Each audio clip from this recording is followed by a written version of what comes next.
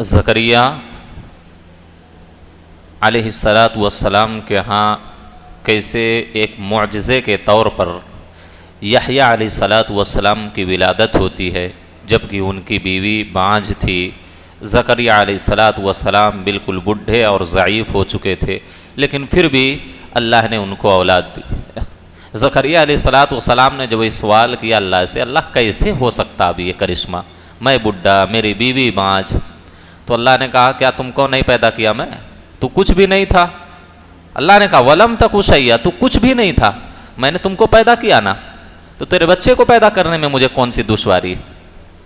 اس کے بعد ہم نے مریم علیہ الصلاۃ والسلام، ان کی والدہ کے یہاں مریم کی پیدائش کیسے ہوتی ہے، پھر مریم علیہ الصلاۃ والسلام کیسے حاملہ ہوتی ہیں، پھر عیسیٰ علیہ الصلاۃ والسلام کی پیدائش ایک معجزانہ طور پر بغیر باپ کے ہوتی ہے۔ اور ہم نے بتلایا تھا کہ عیسیٰ علیہ الصلاۃ والسلام یہ اولو العزم پیغمبروں میں سے ہیں، یعنی جو 5 بڑے بڑے پیغمبر ہیں ان میں سے ایک عیسیٰ علیہ الصلاۃ والسلام بھی ہیں۔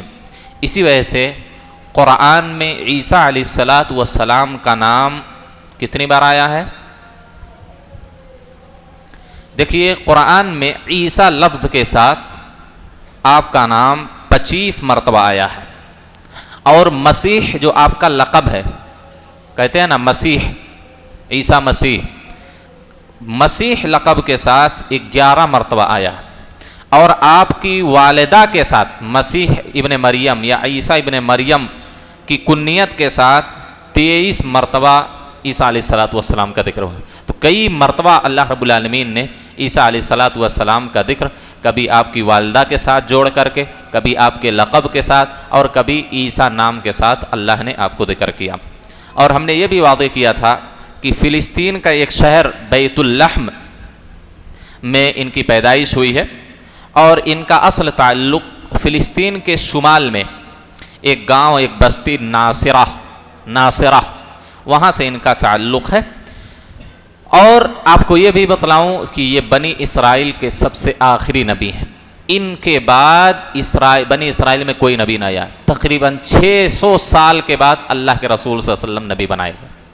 تو یہ بنی اسرائیل کے آخری نبی اور رسول تھے۔ آپ کی جب پیدائش ہوئی، کہا جاتا ہے کہ بچپن میں تو آپ تو بولنے لگے، ماں کی گود میں آپ نے صفائی دی اپنی ماں کے تعلق سے کہ میری ماں زانیہ نہیں، بدکار نہیں ہے، میں نبی ہوں، اللہ نے مجھے معجزانہ طور پر پیدا کیا بغیر باپ کے۔ اسی طریقے ان کے تعلق سے کہا جاتا ہے کہ وَيُكَلِّمُ النَّاسَ فِي الْمَهْدِ وَكَهْلًا وَمِنَ الصَّالِحِينَ، انہوں نے ماں کی گود میں بھی گفتگو کی اور بڑھاپے میں بھی گفتگو کریں گے۔ بڑھاپے کا مطلب کیا ہوا؟ بڑھاپے میں تو ہر آدمی بولتا ہے، ابھی بچپن میں کوئی نہیں بولتا، ماں کی گود میں جب ہوتا ہے 2-4 مہینہ، 5 سال کا، 1 سال کا، 5 مہینے کا، تو نہیں گفتگو کرتا۔ تو عیسیٰ تو گود میں بھی گفتگو کی ہے، پیدائش کے بعد بھی، بڑھاپے میں بھی گفتگو کریں گے۔ مطلب کیا بڑھاپے میں گفتگو کریں گے؟ یعنی عیسیٰ علیہ الصلاۃ والسلام جب پھر سے دوبارہ اس دنیا میں آئیں گے، پھر سے لوگوں کو اللہ کے رسول کی دعوت، اللہ کے رسول نے جو دعوت دی، اسلام کے حساب سے لوگوں کو دعوت دیں گے۔ اب عیسائی اور نصرانی لوگوں کو نہیں بنائیں گے، جب آئیں گے اس امت کے ایک فرد بن کر آئیں گے، اور آپ امت محمدیہ کے ایک فرد ہونے کی وجہ سے اللہ کے رسول کی جو دعوت تھی، اسلام جو ہے، اس کی دعوت لوگوں میں عام کریں گے جب عیسیٰ علیہ الصلاۃ والسلام آئیں گے۔ اچھا ایک سوال آپ اور بتلائیں کہ اللہ نے کہا کہ گفتگو انہوں نے پیدائش کے وقت کی، بچپن میں کی، ماں کی گود میں۔ کتنے ایسے بچے ہیں جن لوگوں نے ماں کی گود میں ہی بولنا شروع کر دیا؟ کون کون؟ جی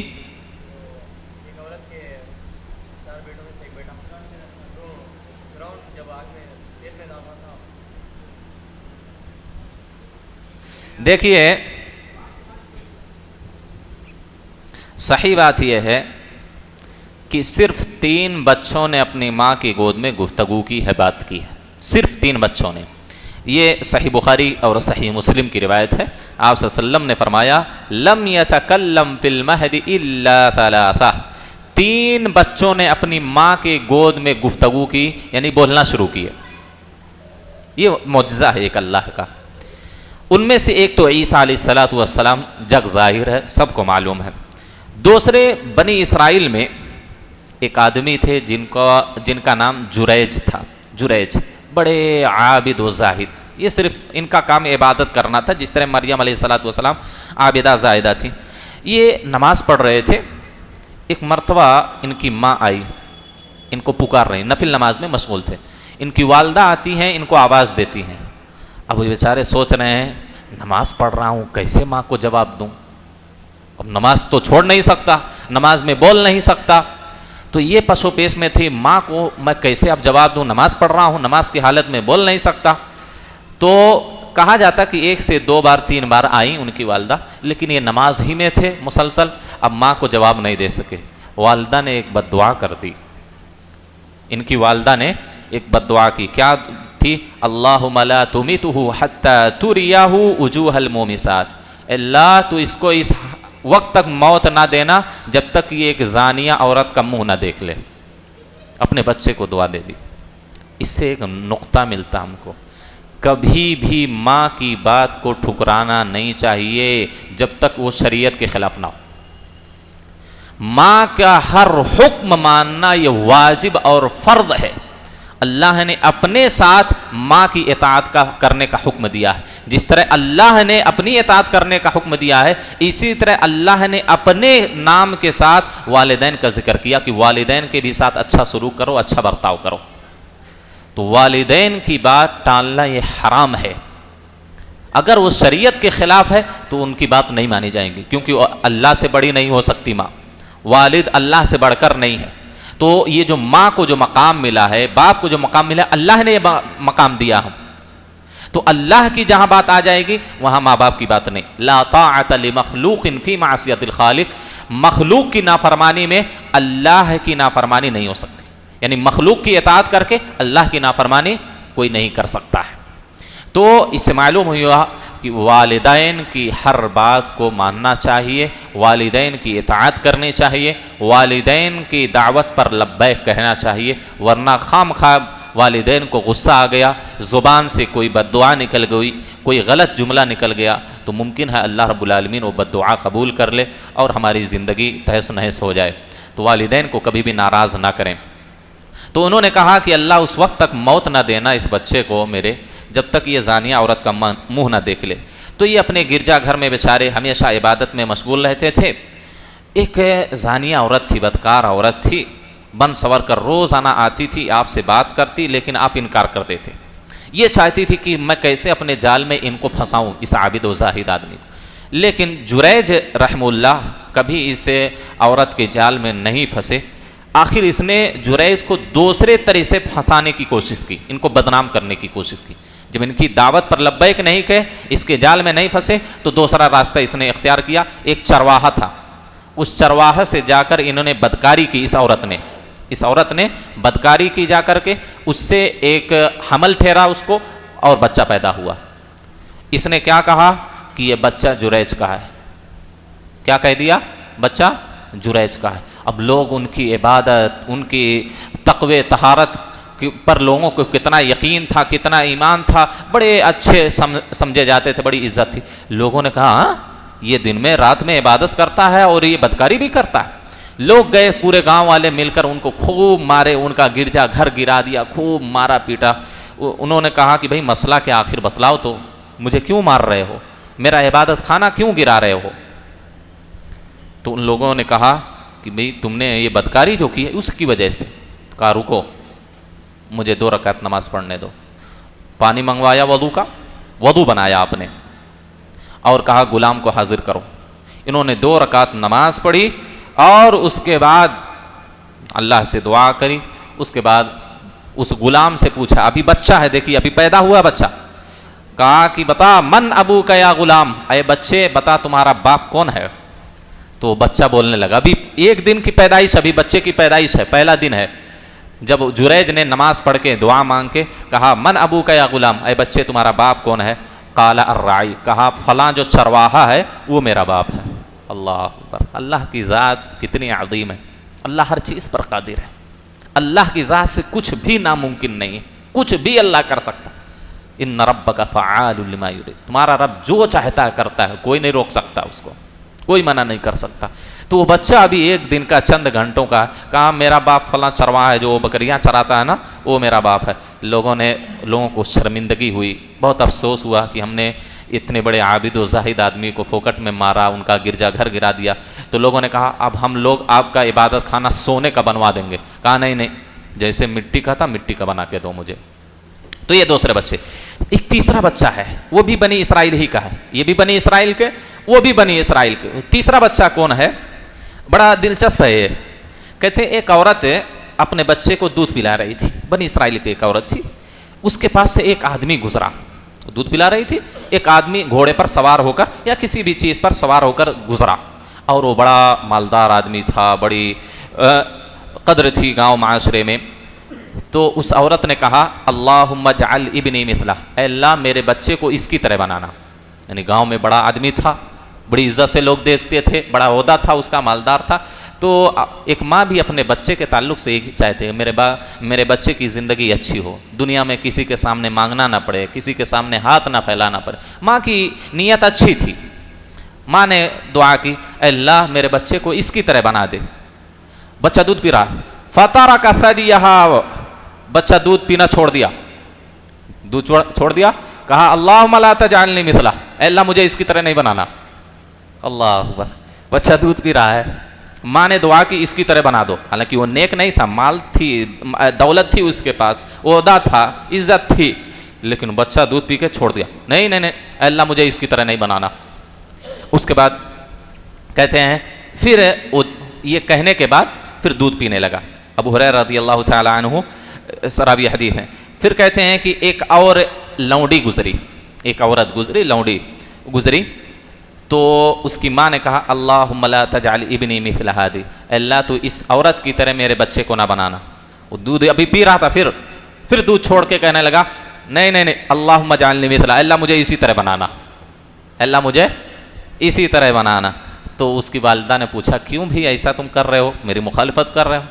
تو انہوں نے کہا الراکب جبار من الجبابرہ، یہ جو مالدار آدمی گیا نا گھوڑے پر سوار ہو کر، یہ ظالم آدمی ہے، جابر آدمی ہے، لوگوں پر ظلم کرنے والا۔ میں نہیں ظالم نہیں بننا چاہتا، میں جابر نہیں بننا چاہتا، اللہ کے بندوں پر میں ظلم کرنے والا نہیں بننا چاہتا، تو اللہ مجھے اس طرح تو نہ بنانا۔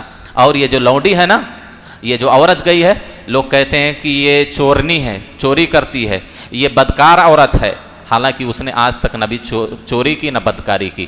تو اس بچے نے کہا اللہ مجھے اس طرح تو بنانا، پاک و صاف، گناہوں سے بچنے والا۔